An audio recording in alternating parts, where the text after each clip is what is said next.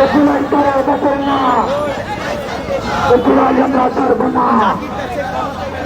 আপনারা যেহেতু আমাদের সিনিয়র, এই আন্দোলন আপনাদের হাতে তৈরি, সুতরাং আপনারা দলগুলোকে নামতে বলেন।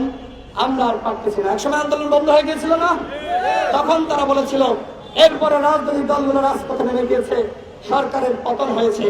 বন্ধুগণ, এখন বলেন গণ অভ্যুত্থানে কি রাজনৈতিক দলগুলোর ভূমিকা নাই? গণ অভ্যুত্থানে যেভাবে এনসিপির নেতাদের ভূমিকা আছে আমরা অস্বীকার করি না। অন্যান্য সকল দলের যারা ফ্যাসিবাদ বিরোধী লড়াই করেছে সবার ভূমিকা আছে। সুতরাং কৃতিত্ব দেখাতে আসবেন না, ক্যাডেট ছিনতাই করতে আসবেন না। সবার মূল্যায়ন করার দায়িত্ব ছিল আপনাদের, সেটি পারেন নাই।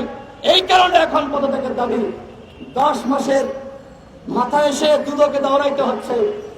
না জানি 2 দিন পরে আবার কাশিমপুরে কেরানীগঞ্জে যাওয়া লাগে। আমরা সেটি চাই না, কিন্তু যে দুর্নীতি করেছেন মাত্র দুদক, 2 দিন পরে কেরানীগঞ্জে কাশিমপুরে গেলেও জনগণ অবাক হবে না, প্রতিবাদও করবে না।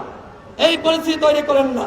একজন তো গতকাল ক্ষমা চাইছে, কিন্তু পদত্যাগ করার আগে মাহফুজ আলমকে কোনো ক্ষমা করা যাবে না।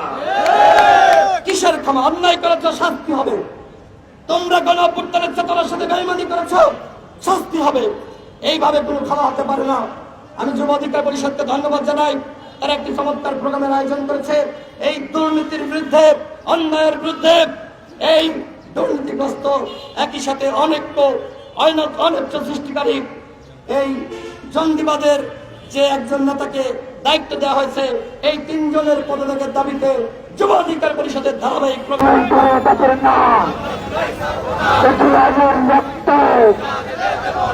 আমার ভাইয়ের রক্ত